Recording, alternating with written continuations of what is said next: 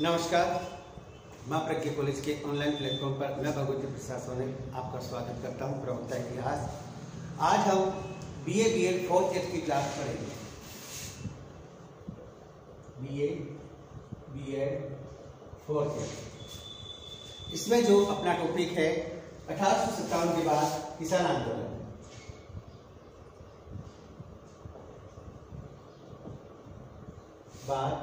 किसान आंदोलन, और यह इस टॉपिक की पार्ट सेकंड क्लास है।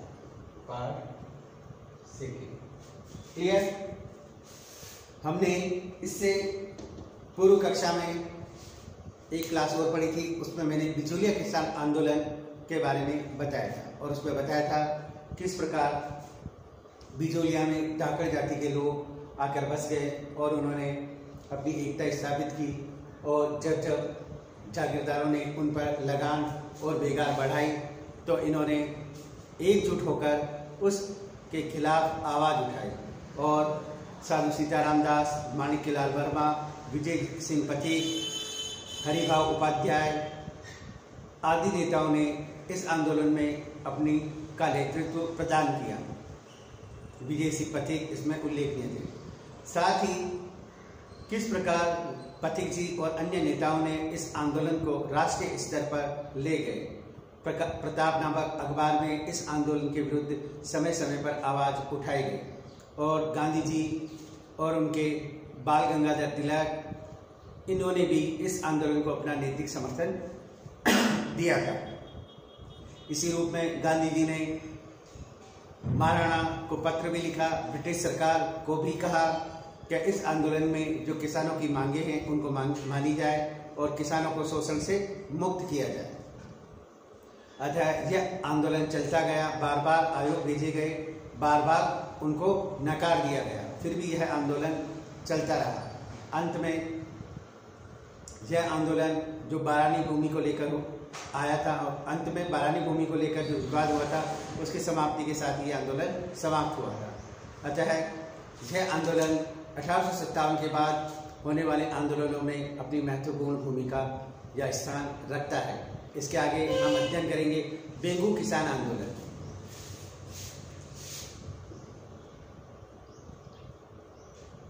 बेंगू किसान आंदोलन। बेंगू भी मेवाड़ रियासत, बिचौलिया भी मेवाड़ रियासत का था, बेंगू की मेवाड़ रियासत में।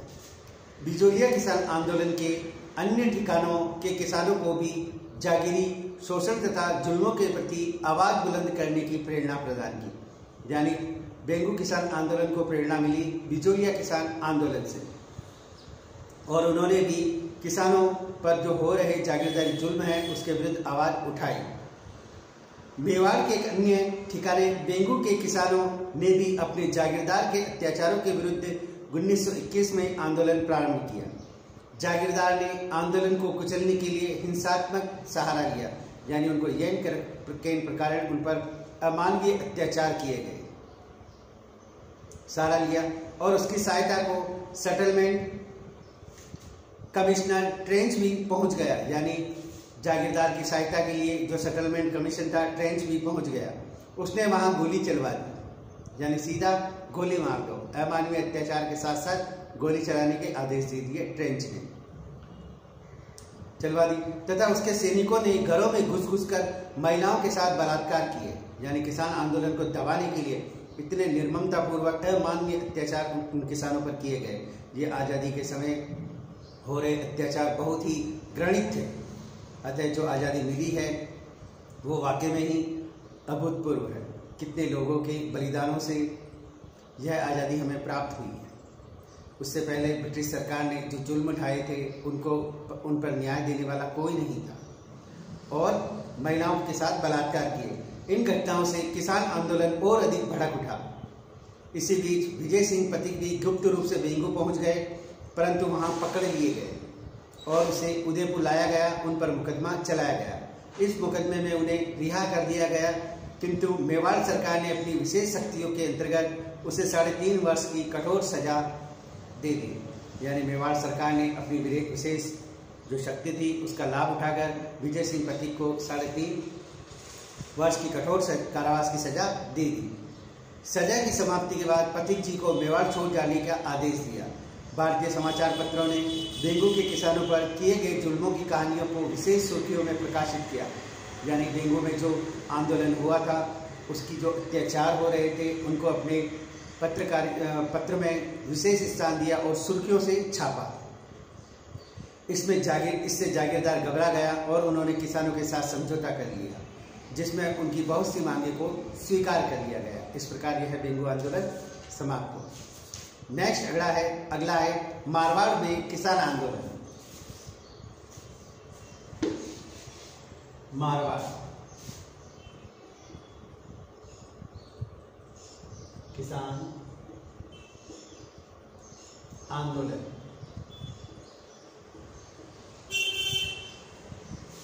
मेवाड़ में हो गए, अब मारवाड़। मारवाड़ रियासत में जागीरी क्षेत्र का फैलाव अन्य रियासतों की तुलना में सर्वाधिक था। यानी सबसे बड़ी जो जागीरदारी है या रियासत है राजस्थान में, वो है मारवाड़। सबसे प्राचीन रियासत है तो वो है मेवाड़। सबसे अमीर रियासत है वो है आमेर। क्लियर? क्योंकि इन रियासतों में जिससे आमेर ने अकबर के साथ सबसे पहले संबंध स्थापित कर लिया, मेवाड़ है तो सबसे प्राचीन रियासत मानी जाती है, और मारवाड़ रियासत सबसे बड़ी, क्योंकि उस तरफ रेगिस्तान ज़्यादा है तो वहाँ पर लोग इतने बसे नहीं और उनका जो क्षेत्रफल है वो ज़्यादा रहा, इस वजह से। और अकबर से संबंध स्थापित करने के बाद जो आमेर रियासत है वहाँ पर समृद्धि आई, वहाँ के शासक पीढ़ी दर बनते रहे और एक शांति रही और एक सहयोग की वजह से वहाँ पर डेवलपमेंट भी ज़्यादा हुआ। मारवाड़ रियासत में जागीरी क्षेत्र का फैलाव अन्य रियासतों की तुलना में सर्वाधिक था और लगभग 1300 जागीरें थी। यानी मारवाड़ में 1300 जागीरें थी। राजस्थान के अन्य जागीरी क्षेत्रों की भांति यहाँ भी जागीरदार क्षेत्र के किसानों की स्थिति भी दयनीय थी। यहाँ भी जो किसान थे उनकी स्थिति भी दयनीय थी और उन्हें अनेक प्रकार की लगान, बिगाड़ और अत्याचार का सामना करना पड़ता था। 1923 ईस्वी में जय नारायण व्यास ने मारवाड़ हितकारिणी सभा का गठन किया। जय नारायण व्यास ने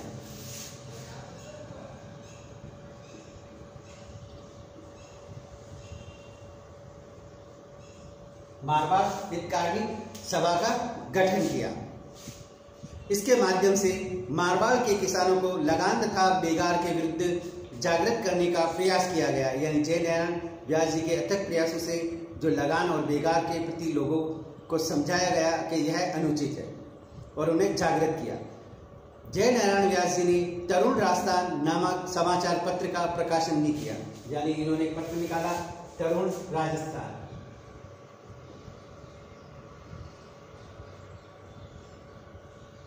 और लोगों को जागृत करने का प्रयास किया और उसके माध्यम से किसानों की दुर्दशा, जागीरदारों के जुल्मों का पर्दाफाश किया और उन पर जो वहाँ के जो शासक हैं, जागीरदार हैं, किसानों की दशा का क्या कर रहे हैं वो उसका पर्दाफाश किया। यानी उनके विरुद्ध लेख छापे। 1929-30 की विश्वव्यापी मंदी ने किसानों को अधमरा कर दिया। राज्य सरकार ने अपने क्षेत्र में 119 प्रकार की विभिन्न लागतों को समाप्त कर किसानों को राहत पहुंचाई, किंतु जागीरदार लोगों ने किसी भी प्रकार की सुविधा नहीं। यानी जो शासक थे उन्होंने 119 प्रकार की लगान माफ कर दी शासक ने, किंतु जागीरदारों ने किसी प्रकार की राहत किसानों को नहीं दी। अतः विवश होकर किसानों ने आंदोलन का मार्ग अपना लिया। अतः ये जो 119 मांगी थी जागीरदारों ने नहीं मानी, अतः किसानों ने आंदोलन का मार्ग अपना लिया। 1923 में राज्य सरकार ने मारवाड़ हितकारिणी सभा को गैर कानूनी घोषित कर दिया। जो जय नारायण व्यास ने मारवाड़ हितकारिणी सभा बनाई थी उसको गैर कानूनी घोषित कर दिया। 1934 में जोधपुर प्रजामंडल की स्थापना की गई।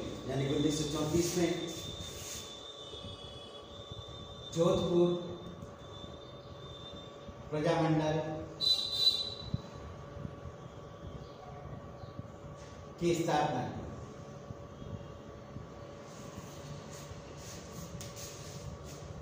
परंतु सरकार ने उनकी गतिविधियों पर प्रतिबंध लगा दिया।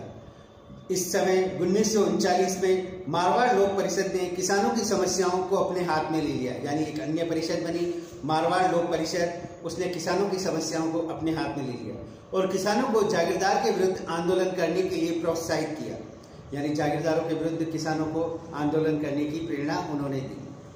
फलस्वरूप किसानों ने लागतें देने और बेगार देने से इनकार कर दिया। फलस्वरूप क्या हुआ? किसानों ने लगान और बेगार देने से मना कर दिया। मारवाड़ लोक परिषद के इस बात का लोगों को कहा कि आप किसी प्रकार की लगान और बेगार नहीं करेंगे। अतः किसानों ने भी किसी प्रकार का लगान और बेगार करने से मना कर दिया तथा जागीरदार ने बलात् लागतें वसूल करने का निर्णय लिया। यानी किसानों ने जब मना किया तो जागीरदार भी पीछे नहीं हटा और उसने जबरदस्ती इनसे लगान और बेगार लेना शुरू कर दिया, निश्चय किया। और उनके जागीरी क्षेत्रों में किसानों को मारा पीटा गया और उनके साथ दुर्व्यवहार किया गया। इस प्रकार की कार्रवाई से आंदोलन और अधिक तेज हो गया, यानी जागीरदार ने उनको मारा पीटा और अन्य प्रकार की यातनाएं दी। इससे यह आंदोलन और अधिक तेज हो गया। मारवाड़ लोक परिषद के प्रभाव को समाप्त करने तथा किसानों की एकता को भंग करने के लिए मारवाड़ किसान सभा का गठन करवाया। यानी जो जागीरदार है उसने किसानों की एकता और लोक परिषद है उसको तोड़ने के लिए एक नई परिषद बनाई, मारवाड़ किसान सभा का गठन करवाया। परंतु इस सरकारी संस्था को विशेष सफलता नहीं मिली, यानी किसान लोग समझ गए कि यह सरकारी संस्था है, इससे हमें फायदा होने वाला नहीं है, क्योंकि यह शोषण की ओर हमें उन्मुख करेगी। तब सरकार ने लगान और बाग की जांच के लिए एक आयोग का गठन किया। इसमें भी समस्या का समाधान नहीं हुआ। आंदोलन का दमन का सिलसिला जारी रहा। चंडावल और निजाम के जागीरदारों ने लोक परिषद के कार्यकर्ताओं और किसानों की जमकर पिटाई की, जिससे स्थिति तनावपूर्ण हो गई। परंतु राज्य सरकार इन घटनाओं के प्रति उदासीन रही।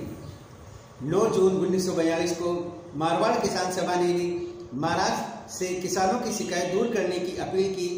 जब इसका कोई परिणाम नहीं निकला तो समस्या अखिल भारतीय स्तर पर उठाई गई। यानी मारवाड़ के जो किसान हैं उन्होंने राजा को कहा कि इस प्रकार की किसानों पर अत्याचार हो रहे हैं, आप इसमें कुछ करें, किंतु उन्होंने कुछ भी नहीं किया। अतः जो मारवाड़ लोक परिषद है वहाँ पर उनके जो नेता थे उन्होंने इस समस्या को अब भारतीय स्तर पर लाने का निश्चय किया।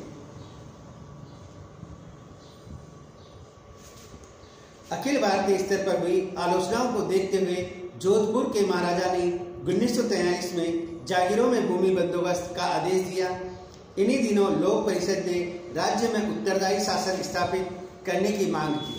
यानी मारवाड़ के जो शासक थे उन्होंने कहा कि किसानों पर नया भू राजस्व नई तरीके से शुरू किया जाए और उनकी बातों को समझा जाए, माना जाए।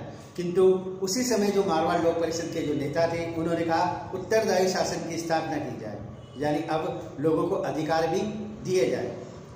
किसानों ने भी रामदेवरा और नागौर के मेलों पर किसान सभाओं का आयोजन कर उन्हें भावी संघर्ष के लिए तैयार रहने का आह्वान किया। यानी किसान आंदोलन के जो नेता थे उन्होंने रामदेवरा, जैसलमेर में नागौर के किसान मेलों पर जो आयोजित मेले थे किसानों के, उन पर भावी संघर्ष के लिए तैयार रहने का आह्वान किया इन किसानों नेताओं ने। ऐसी स्थिति में चंडावल के लोक परिषद के कार्यकर्ताओं ने 28 मार्च 1942 को चंडावल में उत्तरदायी शासन दिवस मनाने का निश्चय किया। यानी जो लोक परिषद के जो नेता थे उन्होंने 28 मार्च 1942 को चंडावल में उत्तरदायी शासन दिवस मनाने का निश्चय किया। चंडावल ठाकुर ने अपने गांव में ऐसा उत्सव मनाने की स्वीकृति नहीं दी। यानी ठाकुर साहब थोड़ी चाहेंगे कि उनके अधिकारों से उन्हें वंचित कर दिया जाए, अतः उन्होंने इस तरह के जो दिवस है वो मनाने की आज्ञा नहीं दी। जो कार्यकर्ता उत्सव में भाग लेने पहुंचे उन पर हमला कर उन्हें बुरी तरह पीटा गया। यानी जो इस उत्सव को मनाने के लिए आए उन पर हमला किया गया और उनको बुरी तरह से पीटा। यानी उत्तरदायी शासन की बात को नहीं माना जाएगा। निमाज में भी ऐसा ही उत्सव मनाने का निश्चय किया गया था। वहां भी लोगों को बुरी तरह पीटा गया। इससे तनाव बढ़ गया। राजपूत एसोसिएशन ने जागीरदारों को समर्थन कर स्थिति को और अधिक संघर्षपूर्ण बना दिया। यानी राजपूताना जो एसोसिएशन थी उन्होंने भी जागीरदारों का पक्ष लिया, क्योंकि वो राजपूतों की ही थी और जागीरदार भी मुख्यतः अमूमन राजपूत ही थे। अतः उन्होंने समर्थन दिया और स्थिति और अधिक भयावह बना दी और जिससे तनाव और अधिक बढ़ गया। जागीरदारों ने भूमि बंदोबस्त का कड़ा विरोध किया। जब सरकार ने सख्त रुख अपनाया तो जागीरदारों ने किसानों पर अत्याचार बढ़ा दिए। यानी जब जागीरदारों पर दबाव बढ़ा तो उन्होंने किसानों पर अत्याचार अधिक किए। उत्तर में किसान लोग जागीरदार प्रथा के उन्मूलन की मांग कर रहे थे और इसके विरोध में किसान लोग भी जागीरदारों को हटाने की मांग कर रहे थे कि इस प्रकार की कोई व्यवस्था नहीं होनी चाहिए और उन्हें उनका उन्मूलन कर दें। अब वे लोक परिषद के साथ सहयोग करने लगे। भयभीत जागीरदारों ने निम्न दर के हथकंडे अपनाने शुरू कर दिए। यानी किसानों ने जो जागीरदारी प्रथा है उसको समाप्त करने की बात कर दी।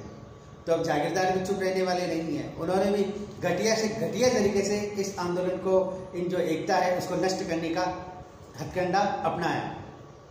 13 मार्च 1947 को डाबरा गांव में एक सभा का आयोजन किया गया जिसमें लोक परिषद के बहुत से प्रमुख नेता सम्मिलित हुए। जब नेताओं के जुलूस के रूप में सभा स्थल की ओर ले जा रहे थे, जागीरदारों के 500-600 बाड़े के आदमियों ने जुलूस पर हमला कर दिया। यानी जागीरदार के पद को ही समाप्त करने के लिए आंदोलन किया जा रहा था। फिर तो जागीरदार के 500-600 जो बाड़े थे, बाड़े से मंगाए गए लोग थे, उन्होंने उस जुलूस पर आक्रमण कर दिया, हमला कर दिया। किसान नेता पन्ना राम चौधरी और उसके पुत्र को जान से मार डाला। उसके परिवार की स्त्रियों को भी बेरहमी से पीटा गया। पन्ना राम चौधरी और उसके बेटे को मार डाला और उसकी जो स्त्रियां थी, घर की स्त्रियां थी, औरतें थी, उन पर भी जुल्म ढाए गए और उनको भी बेरहमी से पीटा गया। तब नेताओं को भी जमकर पिटाई की गई और नेताओं की भी जमकर पिटाई की गई।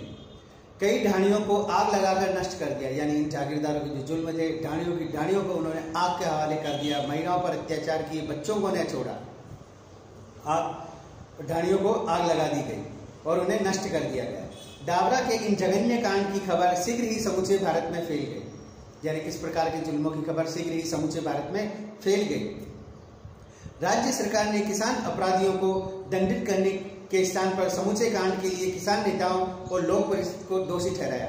यानी प्रशासन ने इन सभी कांडों के लिए किसानों और लोक परिषद के नेताओं को उत्तरदायी ठहराया, क्योंकि उन्होंने यह कार्य किया कि जागीरदारी प्रथा हटवाने के लिए कहा, किसानों के हितों की बात की। अतः सारा का सारा दोष इन पे ही मंड दिया गया। यानी जुल्म भी इन्हीं पर हुआ और दोष भी इन पर मंड दिया गया। इस प्रकार की प्रशासनिक व्यवस्था थी जो बहुत ही विभत्स थी।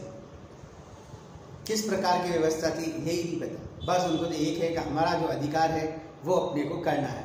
इन लोगों ने इतने अत्याचार किए और अंग्रेजों के साथ उन्होंने संधियां कर ली। ये कैसी दोहरी नीति अपना रहे थे।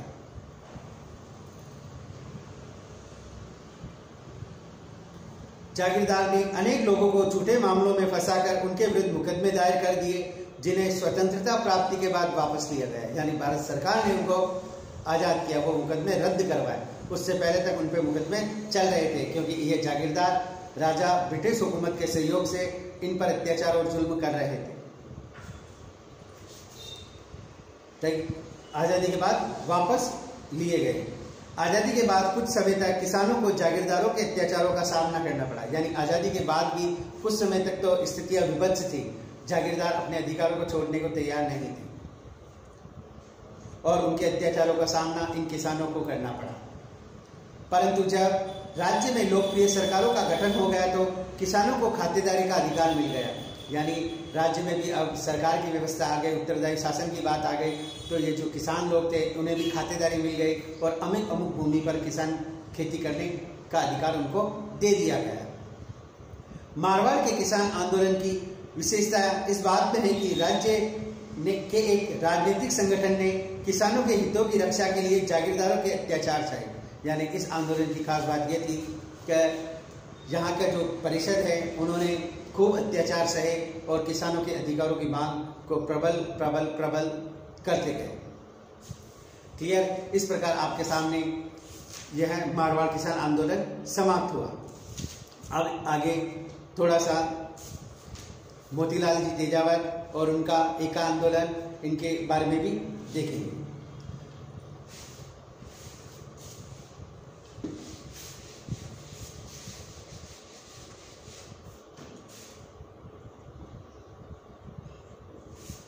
एका आंदोलन। मोतीलाल तेजावत का जन्म 1886 में मेवाड़ राज्य के कोलियारी ठिकाने के एक ओसवाल परिवार में हुआ था। मोतीलाल जी तेजावत, उसने कुछ समय तक जाडोल ठिकाने में कामदार के पद पर काम किया था। उन्होंने इसलिए उन्हें भीलों एवं गरासियों की समस्याओं का पूरा ज्ञान था। 1921 ईस्वी में और उसके बाद भीलों को संगठित करने का प्रयास किया ताकि उन पर हो रहे अत्याचारों को समाप्त किया जा सके। जब मादड़ी के ठिकानों के भीलों ने विरोध प्रदर्शन करना शुरू किया तो तेजावत जी ने उन्हें जागीरदार को लगान और बेगार न देने का सुझाव दिया। जवास ठिकाने के भीलों ने भी लगान में बेगार देने से इनकार कर दिया। 13 जुलाई 1921 में जवास के कामदार ने गांव के मुखिया, भीलों के मुखिया उन्हें गेमती कहा जाता है, गेमतियों के पास राजस्व वसूली के लिए सिपाही भेजे तो उन्होंने राजस्व देने से इनकार कर दिया। कहा कि वे तभी राजस्व अदा करेंगे जब महाराणा खालसा क्षेत्र के भीलों की शिकायतें को दूर करेंगे। इसके बाद समस्त भोमर क्षेत्र के भील संगठित हो गए और उन्होंने राजस्व तथा बेगार देने से इनकार कर दिया, बेगार देने से मना कर दिया। डूंगरपुर के बहरावल ने यह सोचकर कहा कि भील आंदोलन उसके राज्य में भी न फैल जाए, अतः 1 जुलाई 1921 में सभी प्रकार के बेगार को समाप्त कर दिया। यानी डूंगरपुर में तो पहले इन बातों को समाप्त कर दिया। जुलाई 1921 के प्रथम सप्ताह में मेवाड़ के महाराणा ने भी खालसा भूमि के तथा अन्य किसानों को कुछ सुविधा देने की घोषणा की, अतः खालसा क्षेत्र में आंदोलन बंद हो गया। परंतु जागीरदारों ने किसानों को कोई प्रकार की रियायतें नहीं दी। यानी खालसा भूमि की जो भीलों की मांग थी उनको मान ली गई। खालसा भूमि जो चूंकि शासक के सीधे नियंत्रण में होती थी, अतः उनको रियायत डायरेक्ट दे दी गई। किंतु जो जागीरदारों के अंडर में थी भूमि, वहां किसान थे, उनको किसी प्रकार की रियायत नहीं दी गई, मना कर दिया, देने की घोषणा की। परंतु जागीरदारों ने किसानों को कोई प्रकार का कोई सुविधा प्रदान नहीं की। परिणाम स्वरूप कोलियारा, जाडोल, मादड़ी ठिकानों में मोतीलाल तेजावत के नेतृत्व में एक आंदोलन किया गया। मोतीलाल तेजावत के संबंध में मेजर शटर ने लिखा था, मोतीलाल महात्मा गांधी का एक अनुयायी है और वह लोगों को कहता है कि जब गांधी जी की सत्ता आएगी तो उन्हें 1 रुपये में केवल 1 आना ही देना पड़ेगा। यानी वह ये कहते थे कि गांधी जी की जब सत्ता आएगी तो उन्हें जहाँ 1 रुपया 16 आने देने होते थे, वहाँ 1 आना ही देना पड़ेगा, यानी कीमत कम हो जाएगी। यदि उन्होंने उसका कहना नहीं माना तो उन्हें कुचल दिया जाएगा, और अगर यहाँ के जो लोग हैं, भील हैं, वह अगर मेरा कहना नहीं मानेंगे तो उन्हें भी कुचल दिया जाएगा। जाडोल ठिकाने ने भीलों को भूमि कर लगान बेगार न देने के लिए उकसाने का आरोप लगाया। 19 अगस्त 1921 को जाडोल ठाकुर ने मोतीलाल तेजावत को गिरफ्तार कर लिया, किंतु विभिन्न ठिकानों में लगभग 7000 भील एकत्र होकर मोतीलाल को छुड़वा लिया। इससे उत्साहित होकर मोतीलाल तेजावत ने भीलों को संगठित किया, उन्हें जागीरदारों को किसी भी प्रकार की लगान बेगार न करने का कहा, प्रेरित किया। 1921 में मोतीलाल तेजावत के प्रभाव समूचे भोमर क्षेत्र में फैल गया और उसके प्रति भीलों की अटूट श्रद्धा उत्पन्न होने लगी। उसका संगठन काफी सुदृढ़ चुस्त था। नगाड़ों की ध्वनि के माध्यम से अपने आदेश को एक गांव से दूसरे गांव तक भिजवाया जाता था। उसके निर्देश को इस प्रकार की शपथ के अंतर्गत प्रसारित किया जाता था और उसका पालन न करने वालों को शपथ भंग का दोषी माना जाता था। यानी मोतीलाल तेजावत ने अगर कोई आदेश दिया है तो उसको कसम की जैसे माना जाता था, और अगर कोई इसकी बात नहीं मानते थे तो उसकी कसम को झुटला रहे थे, तोड़ रहे थे, और उसे दोषी माना जाता। और ऐसे दोषियों को जाति से बहिष्कृत करने, आर्थिक भारी जुर्माना सुनाने की सजा दी जाती थी। यानी उनकी बात को अगर नहीं मानेंगे तो आप जाति से बहिष्कृत कर दिए जाएंगे और आप पर आर्थिक जुर्माना भी लगाया जा सकता है। अक्टूबर 1921 में 15वां ठिकाने के भील भी इस आंदोलन में सम्मिलित हो गए और मोतीलाल तेजावत ने अन्य भील प्रतिनिधियों के साथ उदयपुर महकमा खां सचिवालय में जनजातियों की शिकायतें प्रस्तुत की। ये शिकायतें विभागीय भ्रष्टाचार, मौजूद राजस्व व्यवस्था, बेगार प्रथा, सुअरों के उत्पाद से संबंधित थी। महात्मा खास ने यथाशीघ्र राजस्व बंदोबस्त करने तथा सूरों की समस्या हल करने में सहयोग का आश्वासन दिया। नवंबर 1921 में जूड़ा जागीर के काश्तकारों ने भी लगान देने से मना कर दिया। भील काश्तकार ने मवेशी चराने लगे। भील काश्तकारों ने बिना अनुमति लिए सूअरों को मार डाला, अपेक्षाकृत आरक्षित जंगलों में अपने मवेशी चराने लगे। इसी समय मादली जागीर के भील काश्तकारों ने भी अपने जागीरदार के सामने अपनी शिकायतें रखी, परंतु भीलों की शिकायत पर संबंधित अधिकारियों ने तत्काल कार्यवाही के लिए ध्यान नहीं दिया और आंदोलन चलता रहा। दिसंबर 1921 में भीलों का आंदोलन मेवाड़ की सरहद के पार कर ईडर राज्य तक भी सक्रिय हो गया, यानी यह आंदोलन मेवाड़ की सीमाएं पार कर ईडर राज्य में भी पहुंच गया। इस पर जागीरदारों ने मेवाड़ के रेजिडेंट से अविलंब मोतीलाल तेजावत को गिरफ्तार करने के लिए प्रार्थना की। इसी बीच एक घटना और घटी। जाडोल जागीर कर्मचारी जब भू राजस्व एकत्र कर रहे थे तो मोतीलाल तेजावत लगभग 2000 भीलों के साथ आ गए और कर्मचारियों की पिटाई कर दी। तब एकत्र राजस्व की धनराशि छीन ली गई। ऐसी स्थिति में मेवाड़ के महाराणा ने सख्त कदम उठाए और पूर्व अनुमति के बिना 50 से अधिक व्यक्तियों को सभा वर्जित कर दी, यानी अब 50 लोगों से ज्यादा कोई भी सभा नहीं करेंगे, उसको वर्जित कर दी और तेजावत जी को पकड़ने वाले को 500 रुपए के इनाम की घोषणा कर दी। वस्तुतः ब्रिटिश अधिकारी को महात्मा गांधी का अनुयायी माना जाता था और उसके बढ़ते हुए प्रभाव को रोकना चाहती थी। अतः उन्होंने जागीरदारों पर भी दबाव डाला कि काश्तकारों को सुविधा प्रदान करें। तब अनेक जागीरदारों ने बेगार माफी कम कर दी, कुछ जागीरों में भी लागतें कम कर दी, लेकिन इससे भीलों में संतोष नहीं हुआ। आंदोलन जारी रहा। मोतीलाल जी तेजावत ने भीलों को 21 आंदोलन का संचालन बड़ी कुशलता पूर्वक किया। ब्रिटिश सरकार ने आंदोलन को कुचलने के लिए दमन चक्र का सहारा लिया।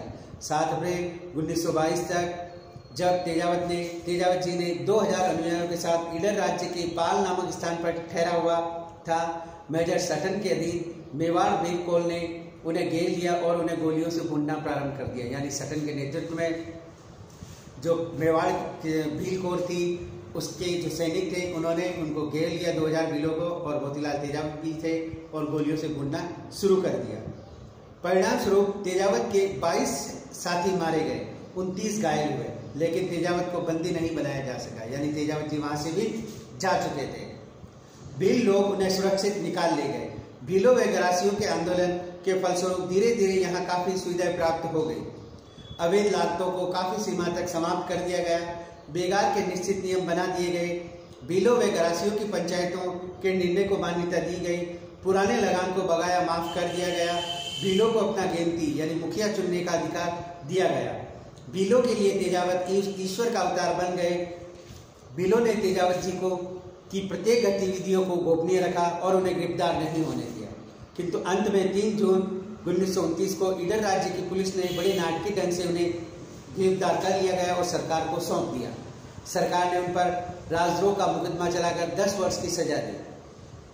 उसका मुकदमा मेवाड़ राज्य के उच्च न्यायालय महेंद्रराज सभा तक गया। महेंद्रराज सभा ने आदेश दिया कि जब तक तेजावत के विरुद्ध कार्य न करने का आदेश दिया कि राज्य के विरुद्ध न कार्य करने का आश्वासन लिख के देंगे, तब उन्हें जेल में रखा जाएगा, जब तक उन्हें जेल में रखा जाएगा। यानी आप कोई भी राज्य के विरुद्ध कार्य नहीं करेंगे, ऐसी बात लिख कर देंगे, तब आपको जेल से रिहा किया जाएगा। उससे पहले आपको जेल में ही रखा जाएगा, उसे जेल में बंद रखा जाएगा। किंतु तेजावत ने यह लिखित आश्वासन देने से इनकार कर दिया। उसने राज्य के विरुद्ध कोई कार्य नहीं किया, वह तो भीलों की में सामाजिक और धार्मिक कार्य कर रहा है। अंत में गांधी जी के सहयोगी मणिलाल कोठारी ने काफी समझाने बुझाने पर 16 अप्रैल 1936 को तेजावत जी ने लिखित आश्वासन दिया और मेवाड़ राज्य के विरुद्ध कोई कार्य नहीं करेगा और राज्य की अनुमति के बिना मेवाड़ राज्य से बाहर भी नहीं जाएगा। पश्चात 23 अप्रैल 1936 को उन्हें जेल से रिहा कर दिया गया। इस प्रकार 14 अप्रैल 1936 को मेवाड़ राज्य ने मोतीलाल तेजावत को 30 रुपये मासिक भत्ता स्वीकार किया। यानी मेवाड़ राज्य ने उनको 30 रुपये का मासिक भत्ता देना स्वीकार कर लिया और उनको कहा आप मेवाड़ में रहें, कोई भी राजद्रोह का राज्य के विरुद्ध कार्य नहीं करेंगे। परंतु तेजावत जी सरकार की अनुमति लिए बिना हैदराबाद आर्य समाज में भाग लेने गए तो सरकार ने उन्हें जाने दिया और वाला मासिक भत्ता बंद कर दिया। इस प्रकार तेजावत जी ने उदयपुर वापस आते ही भीलों को पुनः संगठित करने के उद्देश्य से अपने पुराने भील सहयोगियों से संपर्क स्थापित का प्रयास किया। भीलों और गरासियों को जबरन सेना में भर्ती करने का आंदोलन का मुद्दा बनाया, यानी उन्होंने वापस उदयपुर लौटे और भीलों और गरासियों को जबरदस्ती जो सेना में लिए जा रहे थे यह मुद्दा बनाया।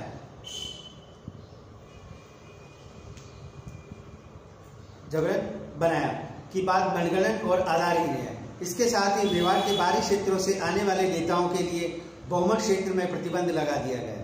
परिणाम स्वरूप आंदोलन दबा दिया गया। मोतीलाल तेजावत को उदयपुर में रहने के लिए बाध्य कर दिया गया।